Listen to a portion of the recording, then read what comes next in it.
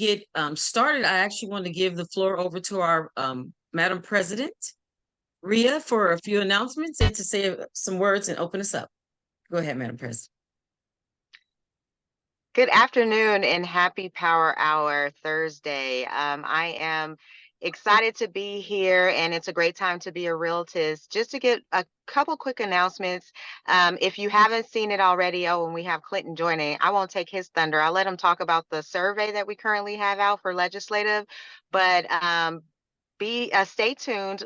We will be having a community homebuyer workshop across the state. So all the local boards will be joining forces together to bring our community together to help educate them about the CalHFA down payment assistance program. So we are not left behind. We have proper information. We're well informed, and we're bringing value to our communities. So midwinter is coming. So if you are attending midwinter, I would love for you to check in. California United, in unity there is strength. So I'm looking to see all my California folks that are attending midwinter to check in with me so we can all have a little powwow. Thank you. All right, thank you. Thank you, Madam President. And then we do have our first Vice President on here, Clinton. She left the floor open for you to give us some information on the survey briefly before we start our Power Hour.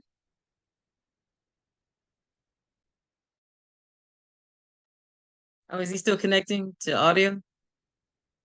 Okay. Okay, Clint might be connecting for a minute. Yeah, we can catch him at the end if he's having connection issues. Okay, not a problem. All right, in that case, then let's get into the nuts and bolts of it. So we have Karol Kochova, and I'm going to give her the opportunity to give us a little bit of information about herself, but she is a work-life coach. I've had the pleasure of meeting her throughout my career. I totally co-sign on everything that she has to do in terms of work-life coach. I just haven't put enough money aside to actually utilize her properly. But go ahead, Karol, you go ahead and let us know. I think we need work-life balance, and that's why I decided she would be a good thing for our Power Hour for today. Hi, I'm so sorry, Mike. 1 second, the dog is going crazy because the dog. Okay, so is Clinton on? Okay, Clinton. So Clinton, you're up. So Clinton, go ahead and give us a little bit of information about the survey and what's going on in legislation just real quick. Okay, we're back to Clinton real quick. Karol. Yeah, I'm sorry, y'all. Y'all caught me in the middle of coming from a meeting, trying to get breakfast in, and then getting on this here. But anyway, yeah, so this is what so the survey is about. Right now, we want to take a survey from all CAREB members about the reparations bills that are actually coming through the Black Caucus and the Sacramento, I'm sorry, the California Black Caucus at our state capitol. So they did put out a couple of bills that they're still in the works right now. They're still writing up these bills. I spoke with D. Anthony, that's where I'm coming from today. They are creating a task force right now with CAR to actually address it, because hopefully the goal is to get one of these bills on the ballot for the elections this year. But as I said, they're still in the process of creating these bills. Some of them have already been written out. They don't have numbers next to them yet, but we do have a link where you can go do some research on the bills. We want to know basically how these bills, what bills you want us as CAREB to push and support. I spoke with D'Anthony today. He's going to try to make sure that Rhea, our president, is on the membership for one of those task force, the reparations task force being formed by CAR, to start supporting some of the bills that are coming down. So that survey is going to be important for us to know how we should frame and represent the members effectively in trying to support some of these bills that are coming out. Okay, thank you, Clinton. And so with that, we're doing big things, and like Rhea said earlier, it's a great time to be a realtist. So we're going to go back to Karol. All right, Karol, so we were in the middle of getting to know you a little bit better and then getting into your presentation. Thank you so much, and thank you, and a warm hello to all of you. I'm so happy to be here with you guys, and I apologize, this little one just gets a little rowdy. Every time I get on a Zoom, either the parrot will start, the dogs will start, but anyway. So a little bit about me. I am multicultural. My parents, they're both gone. They passed at a young age. My dad was Assyrian, my mom was Armenian, and I was born in Iran. So we had multicultural going on at home. We spoke 5 languages, starting from a young age, because we had to talk into a different dialogue with mom, with dad, with grandparents, uncles, and stuff. So we moved to the U.S. During the war. So I have, experience being in a country with war and suppression towards women. That's it's one of the core values that I have when I take a very strong stand for feminism and for women to reach, their highest dreams and desires in life without anybody telling them that they cannot do so. So became a real estate agent at age 19, kind of got into the real estate world, got married, had kids. Along that, I became a life coach back in 2008-9. I had a mortgage company. So did a lot of coaching, training, became a cop, kind of went through a bucket list of everything that culturally was not acceptable for us to do as women. I became a broker, started my brokerage. We do construction, financing, real estate, everything that encompasses the house. Along with that, I've always held leadership positions with involvement with the local association, of course, the state. And one of the main reasons for that is to, to use your voice in a positive, constructive way. Not so much just to have the title, but really take that title and take that position and make impact and make a difference and stand up for what's right, whether it's for our clients and home ownership, our fellow realtors, our colleagues, our family, our friends. So that's what my life encompasses around. But at the end of the day, I'm just a human being trying to do a good deed in this world. So when we leave, at least we know that we had some kind of positive contribution while we were here. So moving on with that, I know Parisha reached out. I love you dearly. Parisha is always, when Parisha calls and says, Karol, I don't ask any questions. It's just, okay, what do I need to pencil in for you?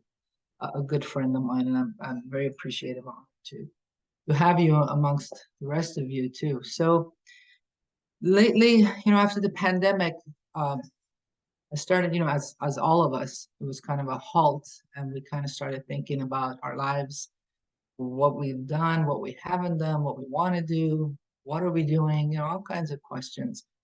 And of course, the mental health, that was one of the biggest things that we were hearing about, and maybe some of us even went through it. And if many of you have children or younger siblings or grandkids and stuff, you see a lot of that in this younger generation. So I started kind of dancing around this, right? What is going on? What's the problem here, and how can we help, whether ourselves or everybody else? So, times have changed, especially in the last 4 years for all of us. But times have changed in the sense of this technology, this advancement in technology and social media. And what I realize is we're losing the human connection and almost becoming very robotic in our everyday life, right? From the minute, think about it, we wake up with that alarm clock, right? With the digital alarm clock in the morning, and jump on our phones and our social medias, and then it kind of just takes over. And sometimes, we don't realize the side effects and the damage that it's doing to us, right? Because we're just on our game all day long. So the mental health and having a really truly balanced life, especially for the industry that we're in, right? So how many of us thought when we got into real estate, I'm going to have my own hours and I'm going to be my own boss, not realizing that, it became a 24-hour, 7-day-a-week shebang, right? And now with the use of technology, I've been in it since 1989, so it was different back then. For if any of you were around back then, we were not available on the dime. If they called the office, you're not there, they leave a message, you get to it the next day. Signatures, you had to go get vet signatures. It wasn't like, I'm sending you a DocuSign, sign it, this, that. So with that, it's taken away uh, a lot of self-care for us, right? Because now we have to service the clients immediately, and they don't understand that we all have lives as well, right? We're not just at their beck and call the minute they text and I want to see this property or have this question and all that. So how do we create that balance in our life, uh, for ourselves, for our families, and for our career and for our clients? And it starts with us, because the biggest problem that we have is we get in our own way, right? So, and I don't mean that in a negative way, but we are in charge of our mind, of our body, of how we take actions, right? The buck stops with us. So I'm hoping today, if you can take away at least just one thing and truly implement it, it would at least create a little ripple effect of a shift, and then later on we add things to it. I like to talk to other agents. I like to know what's the word on the street, or just, checking in with people, what's going on, how are you doing, what's the positive, what's the negative, just, in life, and personal and career, and the markets. And pretty much all across the board, for the majority, everybody's stressing about, number one, money, not enough transactions, right? The fear of what's coming, the fear of, where's this market going, with the inventory and all that. So what does all this do to us? And I mean, it just throws you off, right? Everything in life needs balance. Think about, for example, just cooking. Everything, there has to be a balance of every ingredient, or you're going to have a dish that is not to your liking or how it's supposed to be. But when it comes to ourselves, we kind of never really take care of ourselves because we're so busy trying to do for everybody else. So I always ask this question from friends and family and people and clients: what's your biggest investment in life? Sometimes people think, I only have two houses, or I have a duplex, or I don't have anything. But really, our biggest investment is our family. Number one, I think, it's my family. Siblings, children, parents, immediate family. These are our biggest investments. And we seem to be so on the go with everything else that we forget about that. And we're not showing up how we should really show up, the people that really matter most in our lives, because we don't have this balance of when I leave work, because we don't really have a work that we're leaving. It's not a 9 to 5. And most of us bring it into our lives, into our personal home. And there's days when our deals fall apart and you come home, you don't want to talk to anybody, right?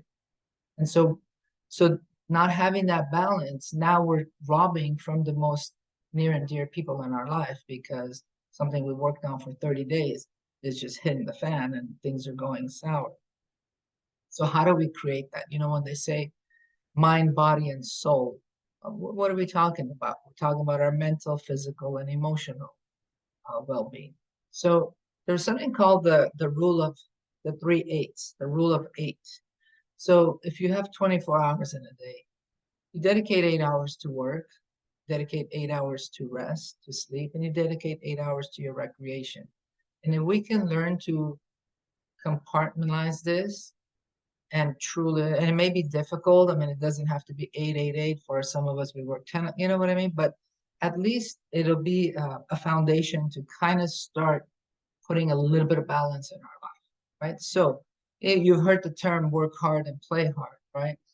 If we can really implement that, when you're working, just work and cut out distractions and cut out things that really are not making you money at the moment. So if you're dedicating 8 hours of working, truly focus and do your work. But when you leave that, and it's like for your family time or your leisure time, the 8 hours, really just focus on that. And don't allow that overlap of work, clients. And it's totally okay to let our clients know that we also have business hours. Right? I'm not available at 8 o'clock because you decide you saw something on Redfin. Call me and ask me questions. That can wait till tomorrow. And don't be afraid to set that tone. So sorry, that's my parrot now. So by having balance, so how do we start? So the first thing to start is our mind, right? Our mental well-being, our mind, how do we, this is the hardest thing to take control of, is your mind. all the thoughts. And most of the time, they're not really positive thoughts. You're not really telling yourself, I got this. So,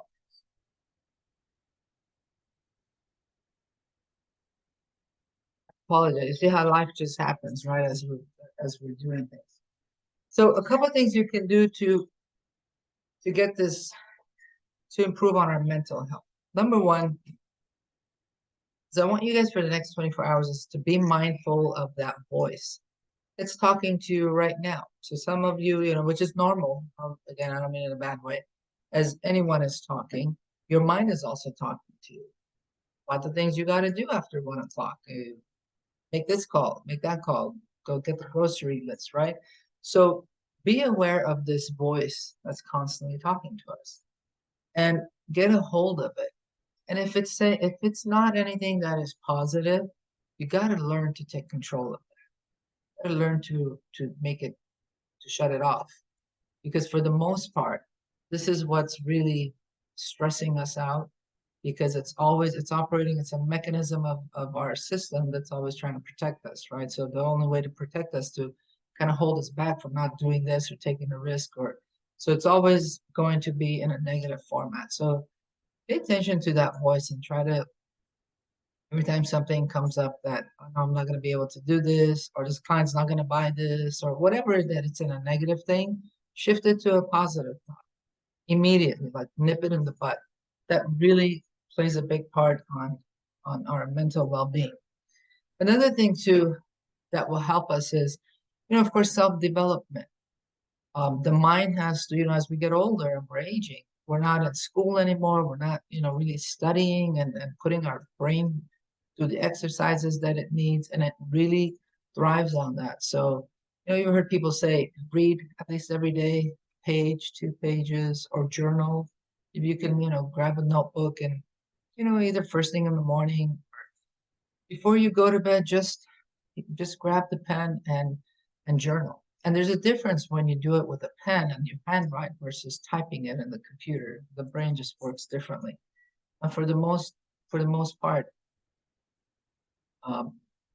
it'll just flow. You may pick up a pen and paper and not know what you're going to write, but the minute you start, things will just start flowing, and then you'll be amazed. And it also is a way of release of what we're feeling or not feeling and things like that. One other way is time management. This really wears the brain out. This really makes you feel like, has there ever been days where you feel so overwhelmed that I had so much to do in this, but when you look at it, it wasn't really much that we accomplished. It was just that there was so much clutter and things were not managed accordingly. So time management, which actually is self-management. So if none of you have, if you're not calendared, as they always teach us, try calendaring yourself. At least you can't do it 7 days, it's totally okay. But calendar yourself for 1 or 2 days. And the easiest way to do it to start is block out 1 day or block out 4 hours and block it out for you. So start with that, because we don't like to do things that I always like to do things that are not easy. We like to do the fun things. So block out 4 hours for yourself. Whether you want to go shopping, want to get a massage, whatever you want to do, right? And then from there, time manage yourself when it comes to your work. Dedicate 2 hours to whether it's catching up with clients or marketing or your social media, whatever that may be. And then block out time for your family. Think of people that you have been wanting to connect with in the last, I don't know, whatever short time, but have not had the time to do so. Make today that day. Make today, block out an hour and reach out to this person that you've been thinking about and just check in with them. Another thing to really help the mental pressures that we have is delegating, which we usually don't do. So think about the tasks that you can truly delegate, whether it's to people in the office, or I don't know what the structure is like for you guys work-wise, but even at home, most of us try to do everything at home, right? From laundry to cleaning to walking the dogs to whatever it may be. Start delegating a little bit of that. Take a little bit of that mental pressure off. But a lot of the healing stuff for the mind is a must, guys. You have to do it. We have to take care of this machinery that we expect to show up and take care of us. So we have to take care of it for it to be able to sustain itself and do the things that we want to do in life. Moving on to any questions, guys? Please share your thoughts, give me some feedback, ask questions. I don't know. Can you go a little bit more deeper into the self-care in terms of time management? That's the first time I've heard that concept. Like time management is really more like self-care. So, Yeah. I mean, only if you could elaborate on that just a little bit, just so that I'm clear. So time management is applies to all aspects of us, but more so because of the field that we're in, because that we have no structure in our field, right? Nobody gives out a job with a job description that you check in at 9, check out at 5, lunch is at this time, and people are functioning, and you're very clear on what you need to do. So when we become entrepreneurs for ourselves, that's one of the hardest things to do. There's days that I'm lost. I don't do it, when I. But Patricia, were you You saying got a something? question, Madam President? You got your hand raised. You got a question? I'm sorry. Oh, she had posed a question. I was just gonna address how that definitely helps me out as far as self-care. Even when I share my calendar, you'll see get dressed, eat breakfast. And it seems really simple, but if I didn't have that in my calendar and someone asked me to do something or a call came in, this is telling myself, Rhea, you need to get dressed and eat breakfast. And then a noon will come by and I will realize that I'm still in my PJs and I haven't eaten. So I am a big believer in time blocking and self-care. I have self-care Wednesdays and I went to Pilates this week.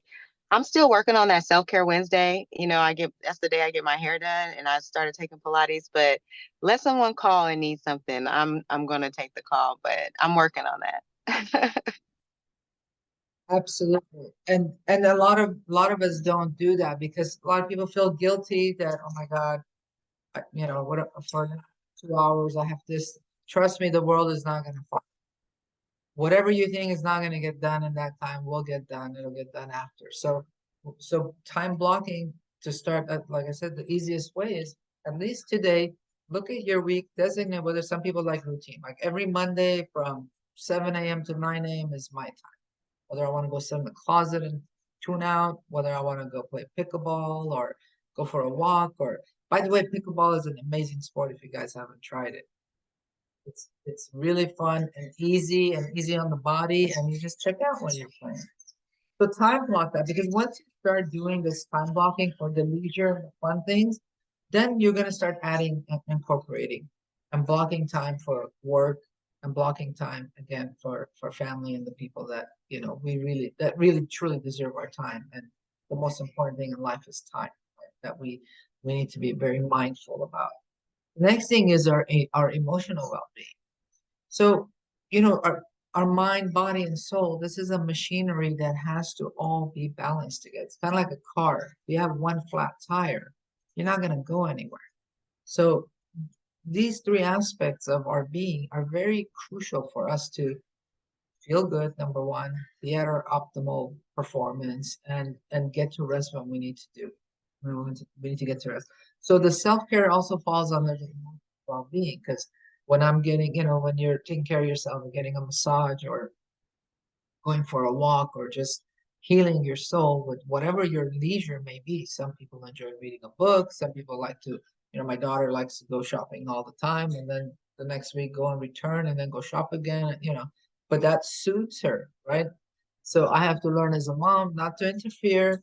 Everybody's leisure is different, and that's her leisure. So this, taking care of your soul could be anything. Some people enjoy cooking. Some people enjoy going to the bar and hearing some jazz and having a cocktail. So whatever helps soothe you, where you can kind of reset, incorporate that into your self-care and your time management, because this me time it actually restores of the stressors that are coming in. And we right now are under so much stressors that we don't realize. Stressors of, you know, all of the electronics, the phone calls, the text, the email, the social media. I mean, I don't know how we keep up because you're getting bombarded, many things to respond to. So all this is really playing a big number on us. So unless we can kind of like halt it, take some time, put the gadgets away, put the phone away, and just, meditation, if that's one of the best things if one can do. And it's really not hard. It's basically just trying to be able to sit alone. And that's truly when you're going to understand how hard it is to stop the thoughts. Because in meditation, the goal is to just be still, which means still the mind. To be, it's okay to say you're very thoughtless. That's a blessing if somebody can be thoughtless. That means you're not thoughting, right? You can just be in your breath and just let the body just kind of calm the nervous system down and, rejuvenate. So start with that, at least, 5 minutes a day. Try to sit and kind of just silence the inside, silence the outside. Another great thing is hobbies. I mean, I'm going to ask you, I'm going to put you all on the spot and see, Persia, what's your hobby? I'm going to ask all of you. I'm very curious. Well, what is your hobby? Okay, I'm not sure. You know what? I'm gonna be honest with you. I'm not even sure the true definition of a hobby, but I like things I like to do besides real estate. Maybe that would be it. Yeah. Is I do like traveling. I love to dance. I'll be dancing all the time. And then I like dining out, like trying new different food experiences. I can honestly say I like that. So that would be one of the hobbies. But I think I need to find a hobby, right? No, those are great. I mean, do you get to do it? When is the last time you were able to do any of it? Like, do you make time? Do you put an effort into making sure I need to do this because this is part of what feeds my soul? Yes, I Good. do. Yes, I do. Okay. Who is everybody gonna volunteer? Do I need to? Where's Clinton? I want to know what Clinton's hobbies are. Okay, we all do. I'm gonna put, Really? and My by hobby. the way, Clinton, I like Parisha. I mean, the time that because I mean, I having 4 kids, it's kind of like they become my hobby after a while, So my focus is on kind of like on them, trying to make sure that they are set and that they all move out sooner or later and they're independent. So but at the same time, I like for me, I mean, every morning I try to take 30 minutes of the day just to listen to something inspirational. Like I guess I can say that's my hobby. I like listening to inspirational stuff. thank you for sharing that, and tell DeAnthony Carol sends you a big hug when you talk to him next. Thank you, Clinton. You're Who, welcome. Marissa? I'll share my hobby. Beautiful. My hobby is actually creating in the metaverse. So through creating virtual spaces in the metaverse, I have created a whole new network of friends across the country, or actually across, not outside of the country, so across the world in this space. And so it really takes my mind off of, real estate, the kids. At one point, my hobby was Friday night lights, going to my son's football games. That was my hobby. But now I'm an empty nester. So yeah, the metaverse is my hobby. It's pretty awesome. I'm not familiar with it, but I would definitely look into that. That sounds very interesting and fun. Especially when now you can reach all around the world, right? To create this newness, and it sounds exciting. Thank you for sharing that. Thank you. Yeah, it's fun. Thank you. Who's gonna share next? Risha, you want to call on people so I don't look like the I bad? don't mind sharing. So for me, I really like being outdoors and walking, and I live in an area that's really woodsy. And so I take like hikes. That's like my time to debrief, just kind of be in nature. And also what I picked up, I do like reading. I just don't find as much time to do it. I'm always falling asleep. So I've really been getting into listening to like an audiobooks or a lot of different podcasts on business development, self-development, spiritual things as I do my walks, making sure I'm listening to something that's like edifying, to help me just grow as a person. So that's been like my woosah time. Beautiful. And that walking, especially if you're privileged to be around woodsy areas where you can smell the earth, it's like Exactly. healing. It I is. wish I could do that more, but that's an amazing to keep that up. Mhm. Else is Steph on or I can go. My hobby today is I have a 1-year-old, so I guess he's my hobby today because anything other than work is him. But prior to him, it was reading and eating. I like to eat on the weekends, go find seafood to eat somewhere, and I like to read. I'm a voracious reader, so I like to read just, to decompress. that's beautiful. Reading is, I haven't had a chance to read myself lately, but I love it. And I realize my eyes are not as good as they used to be. And after I read a page, it's tearing. And so I got to go get new glasses. That's a beautiful thing. Anything, like I said, anything that helps you truly check out and go into another world or just a relaxation of some sort. Next, who else did we miss? So I can't read the I think I see Sedelia. I apologize if I'm pronouncing that incorrectly. Okay. Well, I mean, I like yoga. That's one of the things I like to do.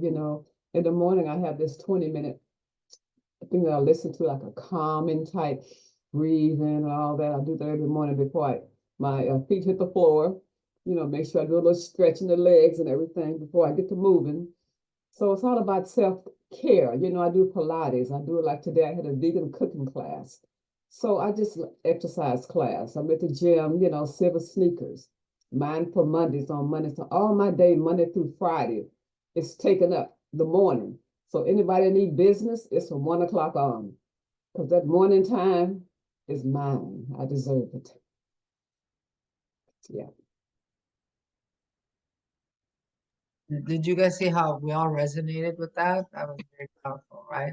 My business hours are after 1, my mornings are mine. I love that.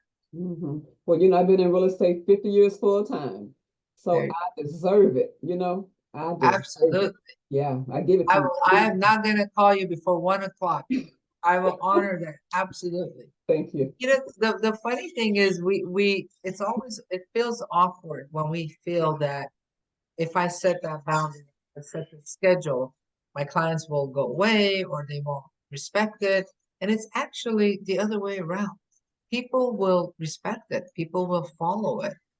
And you'll be surprised. So it's okay to do that. And I always, sometimes because obviously in the beginning, I did not have those boundaries. And then you feel, you get bombarded by spending an hour, 2 hours with a client that does not even end up buying. Right? They're just picking your brains. And while your kids are waiting for you to join them and you're ignoring everybody, right?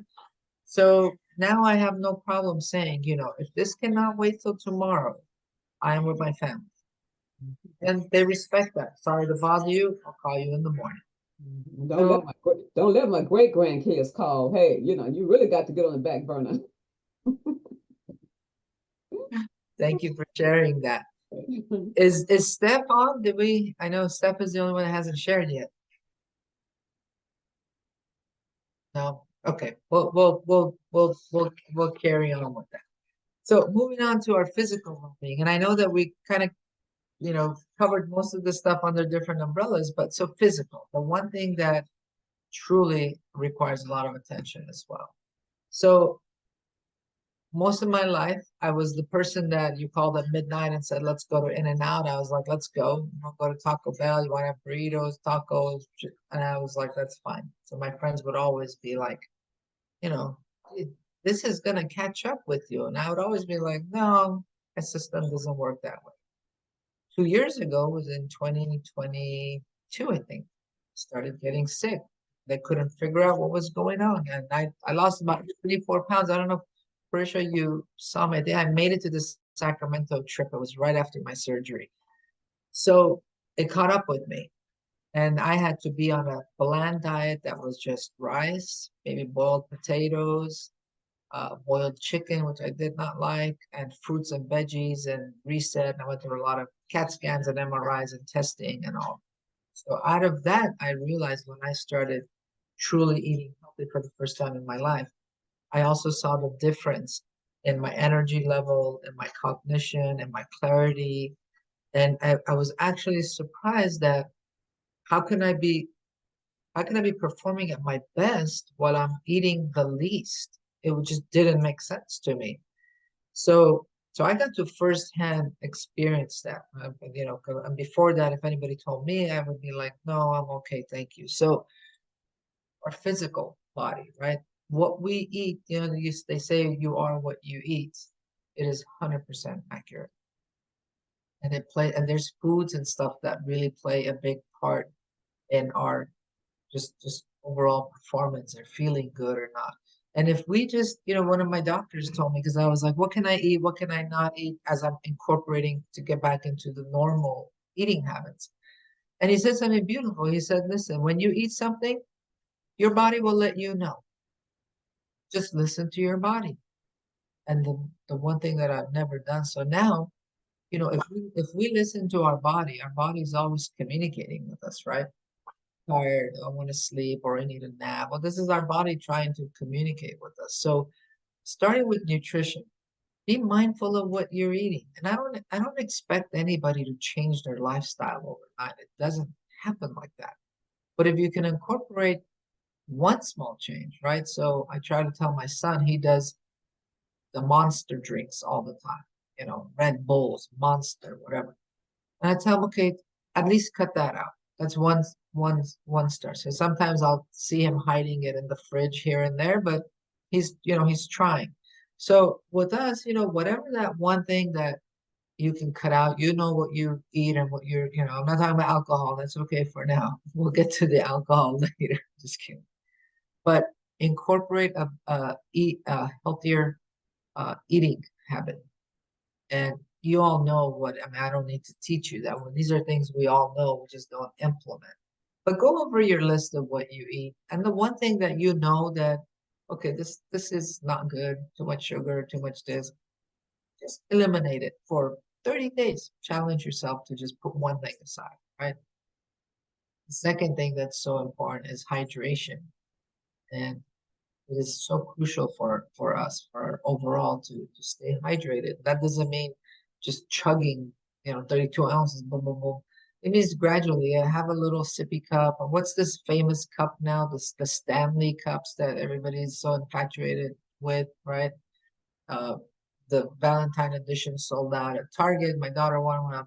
It's gone off the shelf, but get a little sippy cup and put your water, a little lemon, whatever you like, just throughout the day. Just hydrate yourself. By doing that, by doing any of this stuff, we are truly honoring ourselves. And it's one of the hardest things for us to do is to truly, honor and respect and take care of ourselves. And this is something that I honestly started doing just after I got sick. And I understand the value because when you're laying down in a hospital bed and so many thoughts are going through your mind, you start to look at life differently and say, dear God, thank you. I'm privileged that I was able to, cure whatever it was. But a lot of people, are not fortunate enough to do that. But we have what's called the preventive methods, the preventive way that we all know about. But so why should we wait till a day that we have to now make this change? There is no other option. Like you're either gonna do it or things are not gonna turn out well for you. So these are preventive things that we can incorporate every day. And that's the message that I'm trying to give. Again, just little by little. Not that, Rome was not built overnight. We're not gonna all of a sudden start incorporating eating healthy, hydrating, exercising, going to the gym. We're not gonna do that all together at once, but one thing at a time, one step at a time, and you'll get to that. The other important thing that we oversee is sleep. Sleep is where the body rejuvenates itself, where the body can heal itself. You guys remember we've seen in the movies where somebody was hurt in the jungle, and the villagers pick him up. He's half dead, take him, and he's just sleeping, and they're just smoking him with some herbs, just letting him sleep, right? Well, that's the body healing itself. This is a miraculous machine that we have. So for it to kind of reset and redo is sleep. And whether it's 8 hours or so, some people can function on 6, some people need 8. But it's not just a matter of getting that 6 hours or 8 hours. It's a matter of creating a routine, going to bed at the same time and waking up at the same time to create the rhythm, so your body kind of gets accustomed to that. So how many of us are doing that actually? Yeah, I started incorporating that too. So of course I've lost a lot of friends because I sleep at 9 now, but it makes me feel better. So try to create the rule of 8. 8 hours of work, 8 hours of play, 8 hours of rest. To simply put everything that I'm talking about. Try to manage and balance these 8 hours, however that you can with a small thing. So today just start with hydration. How many of us really hydrate? Simple thing, right? Start your hydration, start watching what you're eating, try to get some sleep, and of course exercise. So many of you know that I was I was a sergeant with the sheriff department, and so the academy was one of the hardest things I did. I was the only 42-year-old with a lot of youngsters, and it was not a pleasant experience, but it shaped me, and it's an experience I will never forget in my life. So our drill sergeants would always tell us, next Sunday it's PT, and it's one of I think it was called, I don't even remember what they called it, but so they would tell us start hydrating during the week, because it's going to be a very strenuous physical, exercise that day. And in addition to that, so when we were graduating, he said one thing, and it didn't make sense to me at the time, but I realized it today. He says, I don't care if you don't exercise for the rest of your life, but I want you to stretch every day. And I want you to do 1 push-up a day. And I thought, he's crazy, 1 push-up. That's no big deal. Well, I didn't even do the 1 back then, right? But so what I'm trying to say is, if it's so, if we do 1 push-up a day, the next day, trust me, we're going to want to do 2, right? The next day, we're going to want to push ourselves and do 3. So before you know it, you're building yourself up, but gradually and voluntarily. It's not something, because when you say you have to do it, you have to do 20 push-ups right now. Nobody wants to do it. Everybody resists when we're told we have to do something. And the biggest person that resists is when we tell ourselves I have to do it. How many of you have your arguments within your own mind when you're like, oh man, I have to go pick up the kids at 6, and then you start arguing with yourself in your mind. I want to, just pay attention to the things that happen for us, right? So stretching every day as part of an exercise. And YouTube has amazing videos of stretches. And they're short, 5 minutes, 8 minutes, right? I do them every morning. I just put, whatever stretch you want. A whole body stretch, beginner stretch, a little bit advanced stretch. But every day, it really, truly helps. Especially, I see Marissa is working so hard on the computer and sitting in that chair, right? So everything is tightening up around her neck, around her shoulders, around her back. Marissa, are you feeling it or no? Is there days where you feel it? Right? I would if I didn't do self-care every single week and get massaged on. So I know what you're talking about. Exactly. But try the stretches. They really immediately relieve the pain. So before I used to jump to Advil or Aleve, but now I'm like, let me just try the stretches. So just stretching increases the circulation and the blood flow, and it helps with the pain. It helps with stretching the muscles. So sleep properly, eat properly, drink properly, have your me time, balance your life out. It's in your hands. You're the only one that can truly kind of like organize your life, so you can be in a better, healthier mindset, physically, mentally, emotionally, you know? So Rachel, any questions? Can anybody want to like to say anything, share anything, teach me something, add to what I shared? I did want to say that I really enjoyed what you have to say because especially about the self-care, and being in the fields that we're in, a lot of times stuff get missed. You're not eating, you're not doing the things we need to take care of ourselves, make ourselves feel good so we can go and project that out into the world. In the last couple of years, I literally schedule my self-care. So I schedule my hair, I schedule my nails, I schedule when I'm off. When I leave my work is done. When I come back to work, I'm approaching work again. And like you said, the world doesn't end. Life is not over. People respect that.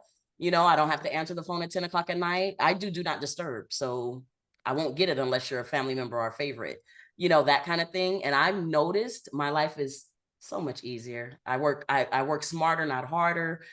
Business is still going and doing well, but I feel good every day. And so I really appreciate you giving us these tips and information because it does start with us. If we're not in a good place or we're not feeling good, how can we help others? Thank you. Thank you for sharing that. You're absolutely right. And like Marissa said, people understand. People understand. And let me tell you, I tell my agents, if they don't understand, then they should not be your client. Because if you can't understand or respect that we are human beings and we have lives and we have families, it's not just real estate. We don't eat and breathe it 24/7, right? Then you should not be my client at the end of the day. It has to be a win-win. And that's, sometimes with the new agents that come on and, sometimes I'll be, Karol, I have a client, I've been working with them for months. I said, no, this is not a client. This is a waste of your time.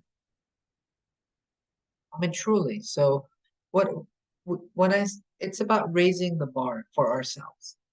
Because we're in an industry that I understand. I'm one of you.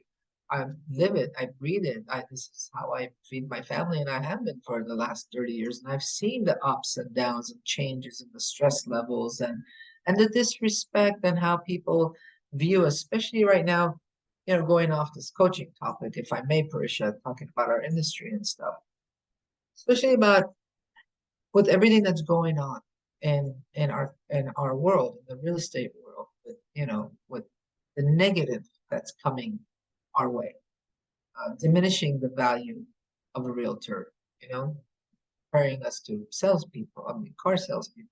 So we have to kind of take a stand for ourselves. Take a stand for ourselves. We take a stand of respect and honoring ourselves in every aspect of our life, right? Because at the end of the day, guys, nothing matters in life more than my health, my family's health, and the well-being of all of us, right? Whatever career you're in, nobody, it doesn't affect what I do in my career. It doesn't affect you, or really doesn't affect the clients much. You buy your house and you move on, and well, if you'd like to extend a referral, great. If not, not. But what did that take away from me, and what did it give me? We have to always be in a level of consciousness that worthy, I deserve it, I have a life. Real estate is not the only thing. And I see agents market that. I personally, I'm not in agreement with that.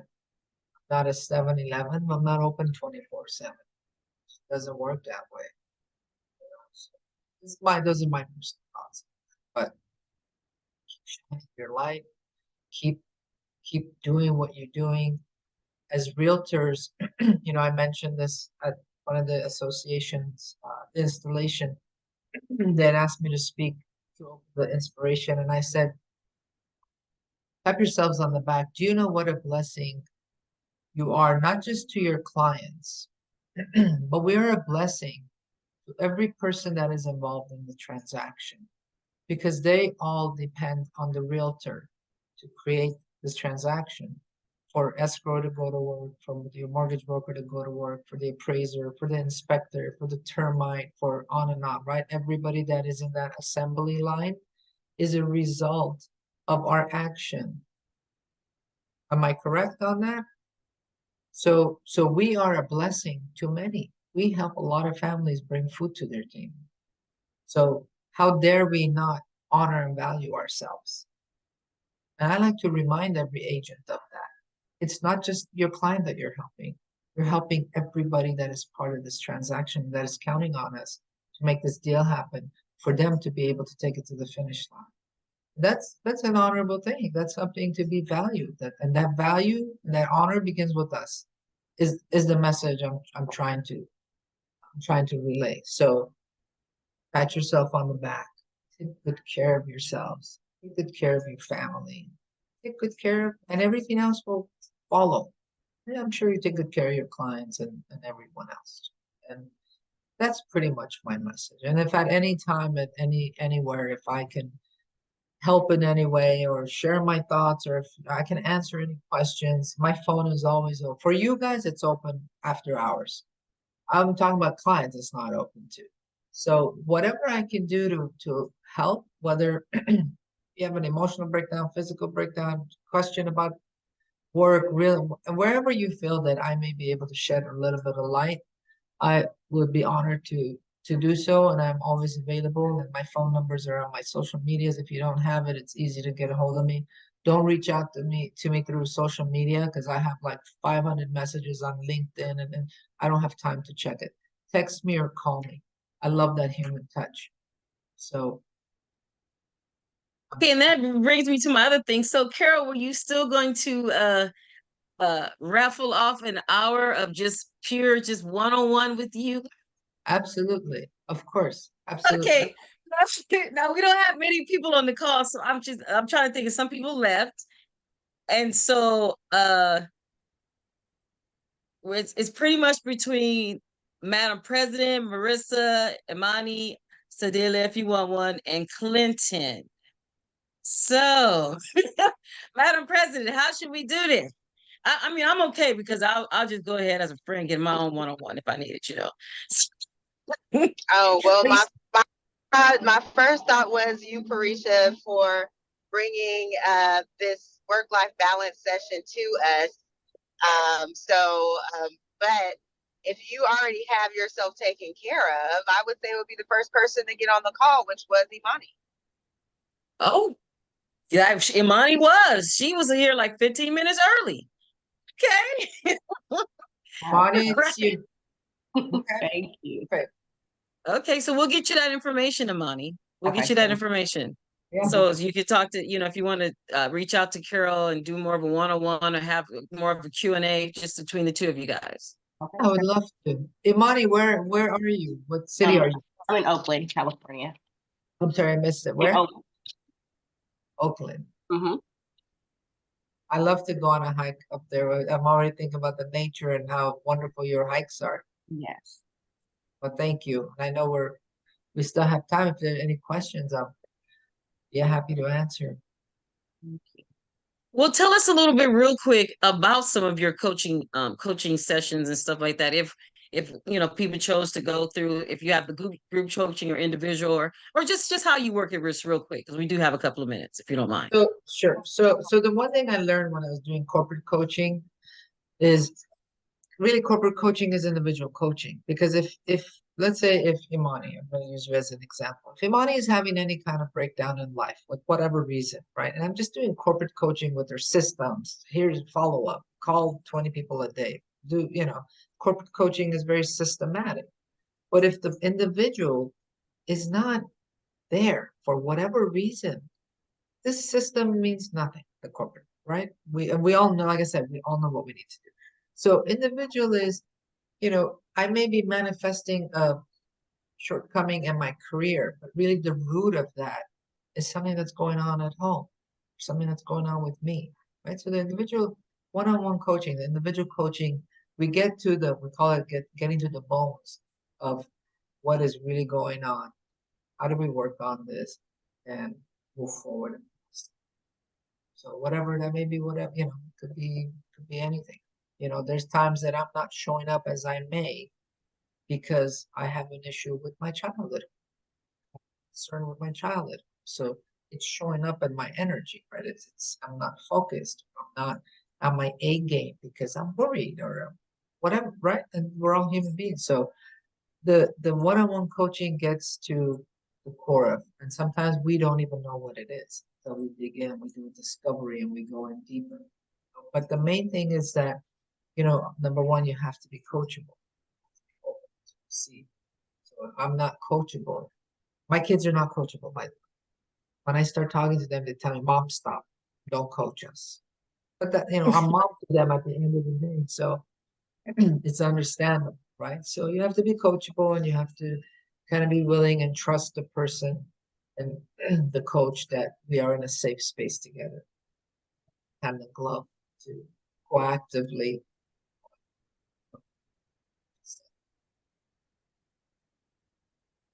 Did I answer your question, or did I go off to a different? No, I mean you did. You've been doing great, Carol. You've been doing great. Thank you. Okay. I Yeah. hope I hope I made you proud, Portia. Thank you. You did the 3/8. I mean, I learned a lot about myself even, and I've seen you a couple of times. So, I mean, I really appreciate it.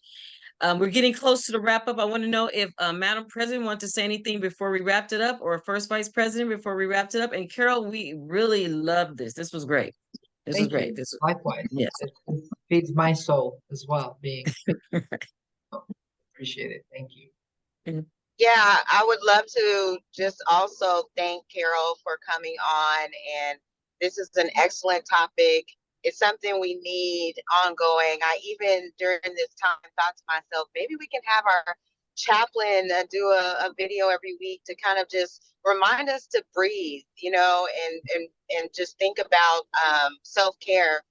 Because even though we set intentions, things happen in our life where we lose track in sight of that. So I think this should be the beginning of a constant reminder for us to take care of ourselves for sure. But thank you so much, Carol. My pleasure. Thank you. Thank you for having me. I'm sorry, I know I missed your question, Parisha. So yes, although there are not systems, but workshops but everybody's unique. So I don't have a cookie cutter program that works for all. Right? So it's more like if, let's say, with Imani, her and I meet, and depending on where she is and what's going to work for her, we design an alliance together of what's going to work for her. Instead of me saying, Imani, you have to commit to once a week for 3 months and pay me this much, and that's how we're going to do it. Does that make sense? It would Yes, have to everything's be, tailored and customized it has depending to on be what they. tailored to what will work for her. Makes sense. And I'm flexible on that because it has to be something that's going to work for her. Doesn't work for her. Doesn't work. Some people need it once a month. They like to just jump on a call. This is what's going on, like fast. They're okay. Some people like twice a week. Some people like once a, you know, it all depends what works for that individual, and we just work around it. Okay, no, thank you. Thank you for that. All right, you guys. Well, I appreciate you guys for being supportive of our Power Hour. Our next Power Hour is February 22nd. We will be having Leanne Walker from Cal HAPA to go over the 20% shared equity program.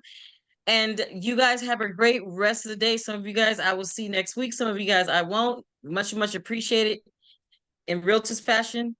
Thank Have a you. good one. Imani, I wait to hear from you. Thank you. And thank you, everyone. Have a great day. Thank you, Carol.